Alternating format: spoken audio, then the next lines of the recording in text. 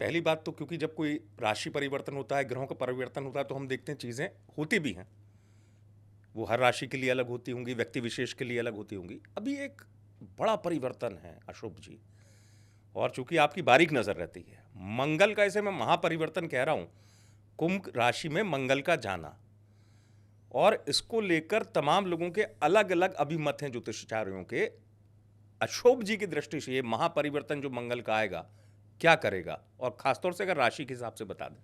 चलिए, मैं ये एक्सपेक्ट ही कर रहा था। हाँ, नहीं, इसलिए कि मैं दर्शकों को मैं बिल्कुल बिल्कुल तो अलग अलग तरीके से इसको मैं समझाना चाहूँगा, प्रयास करूँगा। नाम ही है मंगल, जब मंगल ही कारक हैं वो, और मंगल हैं कौन? वो तो शिव पुत्र हैं। हाँ, ये कम लोगों को पता होगा, क्योंकि लोग ये जानते हैं कि कार्तिकेय भगवान हैं और गणेश जी हैं। ताम्र वर्ण जब भगवान का क्रोध में हुआ था, क्रोध में नहीं, उन्होंने जब बहुत सारी साधनाएं की थी, उनका तांबीय हो गया था शरीर। तो उस समय जो उनके ललाट पे साधना के समय पसीना आया था, वो जब गिरा था भूमि पे, उससे बोलते हैं मंगल का जन्म हुआ है। इसलिए भूमिपुत्र भी कहते हैं। भूमिपुत्र कहते हैं, भूमिजा है ना, भूमि से निकले हैं। तो वो बीज, उनका जो अंश है महादेव का, वो गिरे और मंगल प्रकट हुए। ठीक। जब वो स्वयं मंगल हैं तो अमंगल करेंगे कैसे? है ना? हमें समझना पड़ेगा कि बोलते हैं, एक अंग्रेजी में एक कहावत है ना कि flame is a good servant, bad master. वही अग्नि है जो भोजन भी पका के देती है हमें, और वही अग्नि है जो ध्वंस भी करती है। हाँ, बिल्कुल सही बात है। लेकिन वही अग्नि है, एक मंदिर है उस जगह पे साल में एक बार पूरी मंदिर को आग लगा दिया जाता है। बिल्कुल, दक्षिण भारत में जी। वो बोलते हैं कि अग्नि स्नान। मैंने तीन चीज़ें बताई आपको जी। एक आध्यात्म के परिवेश से जी। एक जो बोला जाता है कि एक नेगेटिव के परिपेक्ष से, एक पॉजिटिव के परिपेक्ष से। तो अब टोटली हमारे ऊपर दारोमदार आ जाता है कि हम इसको संभाले कैसे। हर किसी का चार्ट अलग है, हर किसी का मंगल का प्लेसिंग अलग है जी। कुछ सिमिलर हैं, कुछ अलग हैं। अब मंगल जो हैं वो जब आ रहे हैं कुंभ राशि में, कुंभ राशि है किसकी? आप लोग तो ऑलमोस्ट एस्ट्रोलॉजर बन ही चुके हैं, इतने सारे एस्ट्रोलॉजर। ये आपने अच्छा बता दिया, दर्शक कहेंगे आप ही बता दो भाई। लेकिन शनि स्वामी है। शनि है स्वामी। अब शनि कारक किसके हैं? क्या पसंद है उनको? परिश्रम और अध्यात्म, न्याय। सबसे इम्पोर्टेंटली है न्याय। क्यों? क्योंकि अगर न्याय नहीं करेंगे तो ना तो अध्यात्म होगा ना परिश्रम होगा। और मंगल, मैं बहुत ही इलैबोरेट तरीके से बता रहा हूँ ताकि दर्शक जो हैं समझेंगे, कोई घबराए नहीं। ग्रह गोचर जो परिस्थितियां जो चेंज होती हैं उससे घबराने का नहीं, अरे कुंभ राशि में, अरे जरूरत नहीं है, आवश्यकता नहीं है। कुछ ना कुछ तो हर दिन घटित हो रहा है भाई। हमारे सेल्स मर रहे हैं, हमारे सेल्स जागृत हो रहे हैं, बीपी बढ़ रहा है, कम हो रहा है, कुछ तो हो रहा है ना। तो इससे घबराने की जरूरत है। हर कोई बूढ़ा ही हो रहा है, लेकिन अनुभव भी तो बढ़ रहा है। अब हम अनुभव को लेके रहे हैं कि बुढ़ापे को लेके रहे हैं? हाँ, सकारात्मकता को लेना चाहिए। बोलते हैं ना, ज्ञान वृद्धोपि वृद्धा, ज्ञान बूढ़ों से भी बूढ़ा होता है। बिल्कुल। तो हम उस ज्ञान की ओर देखें, ना कि शरीर की बुढ़ापे की तरफ, क्योंकि ये तो मरेगा, नश्वर है। ये सबको पता होता है जी। ये शाश्वत सत्य, शाश्वत है, बहुत सिंपल है ना? तो मंगल जो हैं जब राशि परिवर्तन कर रहे हैं, वो है शनि के राशि में। शनि क्या चाहते हैं? न्याय। मंगल के अंदर है अग्रेशन। अग्रेशन रूपी न्याय अगर हम करेंगे अपने जीवन में तो सब मंगल ही मंगल होगा। साथ में कौन बैठे हैं? साथ में और लोग भी बैठे हैं कुंभ राशि में फिलहाल। सूर्य बैठे हैं, वो क्या हैं? पिता के कारक और अग्नि तत्व के कारक। डबल अग्रेशन, ठीक है। लेकिन सूर्य को नारायण भी बोला जाता है। नारायण मतलब गुरु। अब गुरु की दृष्टि पड़ रही है। कौन सी दृष्टि पड़ रही है? 9वीं दृष्टि पड़ रही है। अच्छा। बृहस्पति की 9वीं दृष्टि पड़ रही है कुंभ राशि के ऊपर। तो दृष्टि है कि आप अग्रेसिवली और न्यायपूर्वक काम कर रहे हो कि नहीं, मेरी दृष्टि है। गुरु देख रहे हैं। हाँ है ना, ये इंटरेस्टिंग है। वैसे ही हम जो काम करते हैं अच्छा या बुरा, हमारे हिसाब से वो गुरु देखते रहते हैं। ठीक है, चलिए और कौन बैठे हैं साथ में? राहु महाराज बैठे हैं, छाया ग्रह हैं। हम और आप अभी जो बात कर रहे हैं दर्शकों से, वो राहु के माध्यम से कर रहे हैं। राहु का मतलब क्या? कैमरा, स्क्रीन, मोबाइल, डिजिटलाइजेशन, पूरा राहु। क्योंकि छाया ग्रह है लेकिन नहीं है। लेकिन जो है उसका अस्तित्व बहुत खतरनाक है ना जी। अब वो करते क्या हैं? मैंने कुछ ऐसी बात बोलूं, अगर मैं अच्छी बात बोलूं आज तो ठीक है, अगर मैं कुछ ऐसा कंट्रोवर्शियल बोल दूं तो वो फटाफट वायरल हो जाएगी। तो राहु करते हैं क्या है? ब्लास्ट करते हैं। जहाँ भी बैठते हैं पावर को बढ़ा देते हैं, बहुत ज़्यादा उसको ऊर्जान्वित करते हैं और बिना देखे करते हैं। तो राहु मतलब घोर अंधकार और मंगल मतलब घोर ताकत, शक्ति, पराक्रम और सूर्य का उसमें मिश्रण। और मजेदार बात यह है कि उसमें बैठे हुए हैं साथ में मर्क्यूरी यानी बुध। इसलिए मैंने शायद महापरिवर्तन सही कहा ना, बहुत सारे प्लैनेट्स हैं ना, इसलिए बहुत बड़ा परिवर्तन है जी।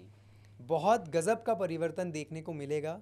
मेरे ख्याल से 3 अप्रैल तक है शायद, वो 45 दिनों का उनका कुछ है गोचर।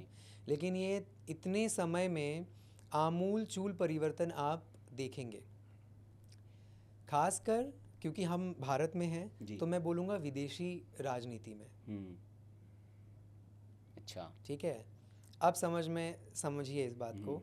जिस भी देश के लग्न में है ना, मंगल की राशियां लग्न में हैं, इजराइल गए हैं अभी मोदी जी, उसके बाद मेरे ख्याल से ईरान, तो आप देखेंगे इनके यहाँ पे कुछ ना कुछ हलचल होगा, चल रहा है अभी और होगा। बहुत बड़ी बात नहीं है कि उन सत्ता पलट हो जाए जी, शासक चेंज हो जाए। क्यों? क्योंकि मंगल सेनापति हैं जी, है ना, और राहु जो हैं वो बढ़ा रहे हैं। मतलब इस दौर में जो कोल्ड ब्लडेड इंसान भी होगा ना, वो भी तलवार एक बार निकाल तो लेगा, भले ही मारे नहीं, चाहे कोई भी राशि हो। ग्रह परिवर्तन है ना, तो वो गोचर कराएगा। चलिए मैं कहता हूँ कोई भी राशि है ना, हर राशि में तो मंगल एग्जिस्ट तो करता है ना। वो उसकी कुंडली पे निर्भर करता है, उसकी कुंडली पे। मैं कहता हूँ चलिए फर्स्ट हाउस को लेते हैं, सेकेंड हाउस को लेते हैं। फर्स्ट हाउस लग्न का कारक है, खुद के ऊपर तलवार निकाल सकता है। सेकेंड हाउस को लेते हैं, वाणी से ज्यादा तलवार तो कुछ है ही नहीं। उसके घाव तो जीवन भर रहते हैं, मरने के बाद भी रहते हैं। थर्ड हाउस ले लेते हैं, दाहिना हाथ पराक्रम। फोर्थ हाउस लेते हैं, माता भूमि भवन, थूक जाएगा कहीं पे। ऐसा परिवर्तन। लेकिन ये सब बातें आप, अगर मुझे बहुत सारे क्लाइंट्स चाहिए और बहुत सारे मुझे चाहिए कि मेरे पास मुझसे लोग जुड़े और अपॉइंटमेंट लिए, तो मैं बोलूँगा कि डराऊंगा, अरे ऐसा नंबर दे दूंगा आप लोगों को। लेकिन अगर हम लोग संयमित रहें, अगर गुरु के निर्देश पे रहें, गुरु मतलब जो भी, जिनको भी आपको, हर किसी का कोई ना कोई तो गाइड होता ही है। गूगल हमारा गाइड है ना। अगर हम उसके, मैं भले ही आजकल गूगल तो बहुत घुमाता है, लेकिन घुमाने के साथ साथ अगर हम चले, हम गंतव्य पे पहुंचेंगे, शायद वो लेट होगा। क्यों? क्योंकि सैटर्न है, सैटर्न देर से चलते हैं। इधर मंगल एग्रेशन दे रहा है, सूर्य अग्नि तत्व को बढ़ा रहे हैं, इधर वो क्या कर रहे हैं, आराम से, अरे अरे रुक जाओ। तो होगा क्या, मन के अंदर दुनिया भर की चीजें आएंगी। तो देश विदेश में इसके आपको परिणाम हमेशा ही देखने को मिलते हैं। लेकिन इस दौरान बहुत सारे एक्सीडेंट्स होने के चांसेस होंगे, तो वाहन बहुत संयम से चलाएं, हेलमेट पहन के चलाएं। इंडिया में तो सिविक सेंस बहुत ही अच्छा है, पता ही है आपको, है ना। तो भाई आप खुद, अगर मैं तो कई बार, मैं बहुत बार ऐसा हुआ है, मैं गाड़ी रोक के पूछ लेता हूँ, जो हस्बैंड हैं पीछे वाइफ बैठी हैं, उनको हेलमेट नहीं है, तो मैं बोलता हूँ आपको प्यार नहीं करते हैं ये, बिल्कुल आपको हेलमेट नहीं दिया, तो भाई हेलमेट पहनिए। क्यों? राहु सबसे ज्यादा असर तीन जगहों पे करते हैं। एक करते हैं सर पे, एक करते हैं पैर पे, और एक करते हैं कमर पे। तो हम सर तो बचा ही सकते हैं जो बाइक जा रहे हैं, हम जो बेल्ट पहन के अगर ड्राइव हाईवेज पे, लोग आजकल बहुत देखता हूँ नहीं पहनते हैं, तो इन सब चीज़ों से बचना चाहिए। दूसरा, संयमित रहें, आहार व्यवहार, नॉन वेजिटेरियन फूड को थोड़ा सा कम करिए भोजन में। शनि बिल्कुल पसंद नहीं करते नॉन वेजिटेरियन फूड अगर खाएं। अगर आप कहीं रेगिस्तान में हैं, बर्फीले जगह पे जहाँ पे कुछ खाने के लिए नहीं है, वहाँ खाइए, वहाँ पे शनि कुछ नहीं बोलेंगे, क्योंकि आपको सरवाइव भी करना है। लेकिन आप मज़े के लिए खा रहे हो तो फिर मंगल दंगल करेंगे, क्योंकि तमस को बढ़ाएंगे, रजस को बढ़ाएंगे ना। और जब तमस और रजस बढ़ता है तो सत्संग कर रहे हैं ना, जैसा आहार होता है वैसा व्यवहार होता है, वैसे ही विचार होते हैं फिर। जैसा आहार है वैसा व्यवहार है, जैसी संगत है वैसी रंगत है। सीधी बात। तो ये गोचर उन्हीं लोगों के ऊपर कुप्रभाव देगा जो नियम में नहीं है जीवन में अपने। अच्छा। जो मन में आए करते हैं, ऐसा नहीं चलने वाला है। आप कायदे से रहेंगे तो फायदे में रहेंगे। क्या बात है। अब इसी को लेते हैं, गुरु की दृष्टि जो पड़ रही है, इसी एनर्जी को, इसी अग्रेशन को, इसी पराक्रम को अगर आप आध्यात्म की ओर ले जाएं, राहु केवल माया नहीं है, वो नॉलेज भी है। सर है ना, हमारा सर में ही नॉलेज होता है ना। तो यही ऑकल्ट, वही मोबाइल है जिसमें आप कुछ गलत चीज भी देख सकते हैं और आप सत्संग पॉडकास्ट भी देख सकते हैं। आपको ज्ञान मिलेगा। वो राहु ही तो है। बोलते हैं राहु की जब दशा दिशा हो, सबसे ज्यादा बोलते हैं कि माँ दुर्गा की उपासना करनी चाहिए, माँ सरस्वती की उपासना करनी चाहिए, है ना। नील सरस्वती की उपासना करनी चाहिए। घोर रूप में है माँ नील सरस्वती। अच्छा। नील सरस्वती का अगर आप स्वरूप देखेंगे तो उनके हाथ में वीणा है। मैं आपको फोटो दिखाऊंगा। हाँ, लगा देंगे हम इसमें। हाँ, तो उनके हाथ में वीणा है और वो वीणा के ऊपर तोता बैठा है। उनके एक हाथ में मुंड है। अच्छा, एक घोर रूप है। घोर रूप है उनका। स्टार्टिंग ही होता है घोर रूपे महामाए, ओके, है ना। और उनके एक हाथ में तलवार है, वीणा बजा रही हैं कि भाई तुम अगर तमीज से रहोगे तो मैं झंकृत करती रहूंगी, तुमको अभय देती रहूंगी। लेकिन अगर तुमने डिस्टर्ब किया कुछ भी अपने लक्ष्य को, तो तुमको काट के कंकाल भी बना सकती हूँ। तलवार दूसरे हाथ में है। तलवार दूसरे हाथ में। और साथ में तोता वीणा के ऊपर क्यों बैठा है? क्योंकि वो तोता को हम क्या बोलते हैं, रट्टू तोता बोलते हैं ना, जो बार बार कहता है, पुनरावृत्ति करना। बार बार पुनरावृत्ति किस चीज की? मंत्र की। मंत्र मतलब, अब मंत्र कुछ भी हो सकता है, जो भी हमारा लक्ष्य पाने के लिए मंत्र हो। अगर कोई बोलता है सोहम सोहम सोहम, तो एक दिन पा जाता है सोहम, लेकिन अगर पूरी डेडिकेशन से कहे तो ये है आपका मंगल का गोचर मेरी दृष्टि में। अगर इसमें थोड़ा सा एक, हाँ, क्योंकि आपको पता है सुनील, मेरा मन नहीं मानता है। प्लीज। और बड़ा अच्छा चूंकि उनसे चल रहा है। ये बहुत अद्भुत और गूढ़ जिसको कहेंगे हम, और वाकई में कुछ जो हमने परिचय दिया था शुभ्य जी का, वो इतने में दर्शक जान गए होंगे कि नहीं, वास्तविकता में मुझे मतलब दरअसल मालूम क्या भाव आ गया, दर्शक समझ रहे होंगे। मुझे ऐसा लग रहा है मैं विश्वविद्यालय में किसी प्रोफेसर से, यहाँ पे देखिए अलग विषय ज्योतिषी है जी, लेकिन मैं प्रोफेसर से संवाद इसलिए कर रहा हूँ कि मेरे मन में जिज्ञासा और बढ़ रही है ना जी, कि कोई प्रोफेसर मेरे सामने बैठा हुआ है। तो वो मेरी बात अनुत्तरित रह गई थी कि कुछ राशि हैं विशेष, जैसे मान लीजिए मैं समझता हूँ, जैसे मेष मंगल प्रधान होती है, मेष का स्वामी मंगल, आपने वैसे पहले हम दोनों को एस्ट्रोलॉजर बना दिया। वृश्चिक का स्वामी मंगल, कुछ विशेष राशियां हैं, कई बार कहते हैं ना गोचर लाभ भी देता है, ऐसा आपके दृष्टिकोण से मैं समझना चाहता हूँ।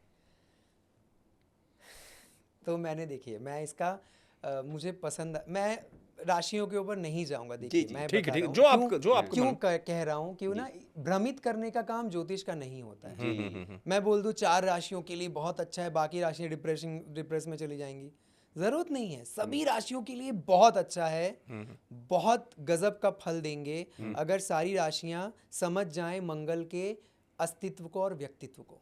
बिल्कुल अच्छी बात है। जिस 2 चीजें समझनी है, जो उनके ग्रह गोचर साथ में, उनको मत समझिए आप। 2 चीजें समझिए कि एक तो कहाँ जा रहे हैं और कौन जा रहा है, मंगल जा रहे हैं, शनि में जा रहे हैं। मंगल शनि का कॉम्बिनेशन कई लोग अच्छा नहीं मानते हैं। क्यों? क्योंकि एकदम सुस्त हैं, एकदम स्लो हैं और एकदम एग्रेशन है, अपोजिट है। ठीक है जी। जैसे मैं नृत्य का विद्यार्थी हूँ, तो स्लो डांस, धीरे नृत्य करना सबसे मुश्किल काम है। हाँ, सब कुछ धीरे करना बहुत मुश्किल बहुत मुश्किल है। जी। अभी अगर मैं चुप हो जाऊं थोड़ी देर ना, हाँ, मौन।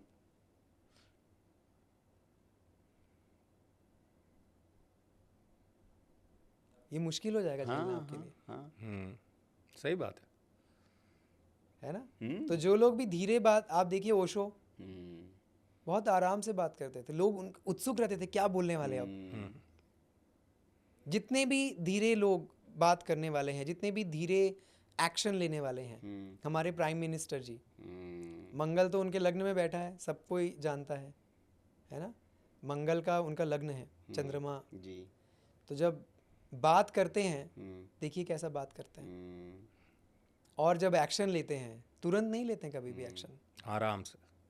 लेकिन जब लेते हैं तो क्या होता है? बंदोबस्त कर देते हैं। बंदोबस्त कर देते हैं। हाँ। तो धीरे जो काम होता है ना, बोलते हैं जल्दी का काम शैतान का काम, सच बात है।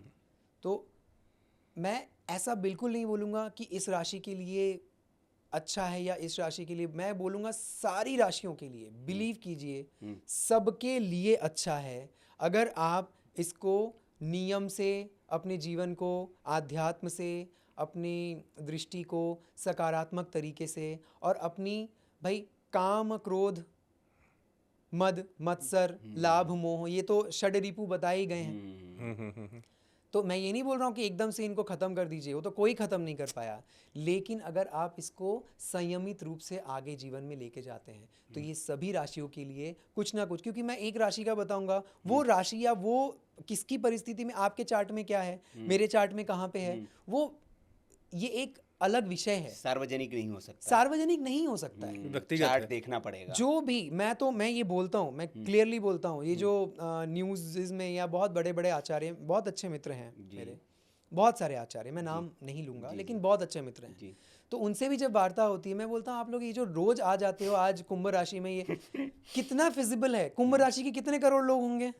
सबके साथ ये होता है कि बोले भाई हमें भी अपनी अपनी दुकानदारी चलानी होती है, वो तो हम इन जनरल बताते हैं ताकि लोग सुन के बोले अरे हमारे यहाँ तो ऐसा नहीं है, तो अपॉइंटमेंट लेंगे।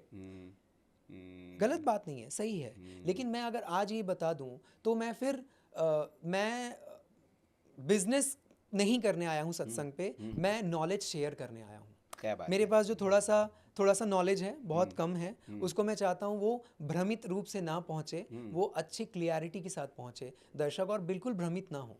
चलिए, बहुत अच्छी बात आपने अक्षुभ जी कही, और सत्संग के दर्शकों को आपके इस ज्ञान का लाभ मिले, ये हमारी भी इच्छा है। अब मैं, जैसे आपने कहा कि परिवर्तन होगा, निश्चित तौर पर सबको आपने कहा लाभ होगा, क्या विशेष अगर ध्यान संयमित रहेंगे जी, तो। हाँ वही तो, क्या जैसे अब रेमेडी पर हम आते हैं, जैसे रेमेडी ज्योतिष में बहुत चलती है, तो आप क्या सलाह देंगे जो दर्शक की ये कर ले इस दौरान, ये जो ट्रांजिट पीरियड है इस दौरान ये कर ले तो आपके जीवन में कुछ घटित होगा कुछ? ये अच्छी, ये टॉपिक अच्छा जी, है, ये रेमेडी वाला पार्ट मेरा फेवरेट है। जी बताएं हाँ, प्लीज। बहुत अच्छा सुनील ने प्रश्न किया। हाँ, क्योंकि इसमें मैं संतुष्टि से आपको बता पाऊंगा। हाँ, क्योंकि उसमें एक चीज़ और मैं जोड़ देता हूँ, हाँ। वो मेरा प्रश्न भी है रेमेडी के तौर पे। जी। बहुत अच्छी बात, क्योंकि दर्शकों को ये भी बता दूं कि माँ भगवती की असीम कृपा है, जितना इनके बारे में मैंने सुना है। जी। और दूसरा इसलिए चूंकि आपने राहु का जिक्र किया था, इस सवाल को लेना ज़रूरी इसलिए था कि इस दौर में ज्योतिष ज़्यादातर राहु की बात करते हैं कि राहु ऐसा कर सकता है, रातों रात करोड़पति बनाता है, सब कुछ चीज़ें हैं। क्योंकि माँ भगवती की आपने खुद ही अभी कहा कि उनकी उपासना से राहु का कष्ट आपको नहीं मिलेगा। बिल्कुल। तो उससे जुड़ी रेमेडी, जैसे मैंने सुना था कई बार, क्योंकि मंत्र का भी आपने शुरुआत में कहा कि उत्कीलन करना पड़ता है, वो आम व्यक्ति नहीं कर सकता, मैं और सुनील नहीं कर सकते, क्योंकि हमें ज्ञान नहीं है उस चीज़ का कि मंत्र को कैसे। तो हमने सुना कहीं, शुभ जी आप तो ज्ञाता हैं, कि दुर्गा सप्तशती का श्रवण भी उसको सुनना चाहिए अगर आप बोल नहीं रहे, ऐसा कुछ है? सारी चीज़ें आपकी इसमें। देखिए, दुर्गा सप्तशती तो बहुत वृहद है, सिर्फ दुर्गा नाम ही सुन लीजिए, मन से सुन लीजिए, बोल दिया तो फिर और भी बात खत्म। हम्म, मतलब क्यों जाना है हमें, हम क्यों इतना, मुझे अगर घर में दाल चावल रोटी सब्जी देसी घी के साथ मिल रहा है, मैं क्यों जाऊं किसी बड़े 5 स्टार में खाना खाने के लिए? हम्म, अगर मुझे जाना पड़ भी जाए, जाना पड़ सकता है, तो मैं वहाँ पे मैं इंडियन हाई कमीशन में मैं काम करता था मलेशिया में। जी हाई कमिश्नर बैठे हैं, मैं आलती पालती मार के खाना खाता था। उन्होंने कभी क्वेश्चन नहीं किया मुझे क्यों। क्यों? क्योंकि बहुत कन्वेंशन से मैंने वो काम किया, पूरी श्रद्धा से और पूरे दिल से, मतलब पूरी, मैंने कुछ, मैं एम्बैरेस नहीं हुआ, डाउट नहीं था मन में। मेरे मन में कोई डाउट नहीं था। हम्म, मेरे डायरेक्टर बाद में पूछा हाउ यू डेयर टू, मैंने कहा सर, उन्होंने कुछ पूछा नहीं, he didn't ask me anything, this is my, I am there to represent India and I am there to spread the Indian culture. मेरे कल्चर में आलती पालती मार के और मंत्र जाप करके तब भोजन को हाथ लगाते हैं, आचमन करते हैं। चलिए आचमन मैं नहीं भी किया, ठीक है। लेकिन मैं प्रणाम करके खाना खाता हूँ। तो अगर इंडिया, उनको पता है हाई कमीशन अगर कुछ बोलते, और हम लोग आर्टिस्ट लोग हम लोग बहुत मस्त मौले टाइप के होते हैं, हमें कुछ फिक्र नहीं होता, नौकरी करनी होती तो फिर और ही कुछ करते हैं ना। हाँ, तो उन्होंने कभी क्वेश्चन नहीं पूछा मुझसे। तो रेमेडी की जहाँ तक बात आती है, दुर्गा सप्तशती की बात आती है, या और भी बड़े बड़े, मैं मंत्र बहुत सारे मंत्र महोदधि नाम ले लिए, महामृत्युंजय जाप, आप सिर्फ नाम लीजिए दुर्गा दुर्गा दुर्गा दुर्गा, नहीं आता है आप लीजिए माँ और दुर्गा को इमेजिन कीजिए। राहु भाव आपने- महत्वपूर्ण है। भाव ही सब कुछ है, महत्वपूर्ण नहीं है, वही सब कुछ है। मैं आपसे बैठ के बात कर रहा हूँ, ये जो मेरा भाव है वो क्यों है? क्योंकि आपका नाम सत्संग है। जी कुसंग होता तो मैं आता नहीं आता, है ना। और दूसरी चीज़ है, क्योंकि ये सत्संग में हम कोई भी चर्चा करते हैं जो जन कल्याण के लिए है। बिल्कुल सही बात है। सत्संग हम करते ही इसीलिए हैं, जी, है ना। बिनु सत्संग विवेक न हुई। सत्संग हम जब करते हैं जब हमें क्लियरली ये बिलीव होता है हमें कि वसुधैव कुटुंबकम, है ना। हमारे जितने संत, अवधेशानंद, बहुत सारे जितने संत हैं, उनका सुनिए। मतलब मैं कहता हूँ कि सबसे अच्छी चीज़, आप दुर्गा सप्तशती की बात कर रहे हैं, उसके तो बहुत गजब के, लेकिन वो पढ़ना आना चाहिए पहले। क्यों फालतू में मैं उसमें डालूंगा? मैं, मेरा अगर खाना गैस में बन रहा है, मैं बोलूँगा घर जला के खाना बनाओ, नहीं ज़रूरत है ना जी जी। तो उसमें क्या करे आप दर्शक बताएं, सत्संग के दर्शक बहुत क्या? अच्छी बात है जी। तो सबसे अच्छा रेमेडी जो मुझे समझ में आता है वो है दान। क्या बात है। भारतवर्ष में कितने ही ऐसे जगह हैं जहाँ पे लोगों को भोजन नहीं मिलता है ना। भोजन खिलाइए। अब अगर मंगल से रिलेटेड है तो बहुत सिंपल है, मसूर की दाल का डोनेट कीजिए, डोनेशन दीजिए, मसूर की दाल को डोनेट कीजिए। अभी और लोग बोलते हैं, मैं इसको ऐसे नहीं लेता हूँ जी, बड़ा सुंदर कॉम्बिनेशन है। देखिए, अनार रिप्रेजेंट करता है मंगल को, ठीक है, और जो हमारे क्लीनर होते हैं, स्वीपर होते हैं, या 4th क्लास एम्प्लॉय, वो किसको रिप्रेजेंट करते हैं? सैटर्न को। शनि। इवन राहु नहीं, राहु भी है, राहु थोड़ा सा अपग्रेडेड हो जाते हैं, वो गार्ड के रूप में आ जाते हैं, सिक्योरिटी गार्ड। Security guard. लेकिन हम राहु को भी ले सकते हैं, उसमें बुराई नहीं है कोई। मैं कहता हूँ राहु को लेके भी कर दीजिए। लेकिन आप देखिए, जितने भी धूप में या ठंड में जो हमारे स्वीपर साफ करते हैं ना, कड़ी धूप में उनको एक अनार का जूस पिला दीजिए। आपके देखिए मंगल और राहु और सैटर्न क्या आपको फल देते हैं फिर। कितनी विपरीत हो, कितनी भी विपरीत हो, अच्छा, कितनी भी विपरीत हो, मैं ये खुलेआम बोल रहा हूँ ये चीज़। आप रोज़ नहीं कर पाते हैं, आप जो हमारे यहाँ होता है कि 7, 11, 21, आप 7 सैटरडे कर दीजिए, 7 मंगलवार कर दीजिए। तो आपने क्या किया? आपने एक तो फल वाले से फल लिया, जूस वाले से जो भी जूस लिया, उसका लाभ किया आपने, और आपने उसको, उसके अंदर जो रक्त का, मंगल का प्रतीक रक्त भी होता है, रेड ब्लड सेल्स, आपने उसकी वृद्धि की, और उसके वो जो पिएगा वो गले से नीचे जाएगा, विशुद्ध से भी नीचे जाएगा, उसकी पूरी आत्मा तृप्त हो जाएगी। तो आपने उसकी आत्मा को भी तृप्त किया। ब्लेसिंग्स भी वो मिलेगी कुछ नहीं बोलेगा यार, कुछ नहीं बोलेगी, लेकिन वो जो आपको मिल जाएगा ना, हाँ, इसका बखान नहीं करना है कि अरे मैंने तो ये किया। ये गुप्त करने वाली चीज़ है। गुप्ततम। गुप्ततम, हाँ, ये अच्छा शब्द है। आपको ज़रूरत हो तो आप वहाँ पे रख के भी आ जाइए। कैसे करेंगे नहीं पता, सबसे अच्छी है। इसको मैं दूसरी तरीके से भी बोल सकता था, नहीं नहीं, शिव जी के ऊपर अनार का अभिषेक कीजिए, वो भी कर सकते हैं, वो भी बुराई नहीं है जी, वो भी शास्त्रों में उसका भी विधान है जी। लेकिन मैं ये कह रहा हूँ इस समय आवश्यकता है ये करने जी। की, या शिव के ऊपर चढ़ाने के बाद उसको अच्छे से छान के तब दे दीजिए, उसको वेस्ट मत कीजिए। शिव जी को जरूरत नहीं है। हाँ, भोग लगा के आप दे सकते हैं भोग लगा के दीजिए, कितनी अच्छी रेमेडी है।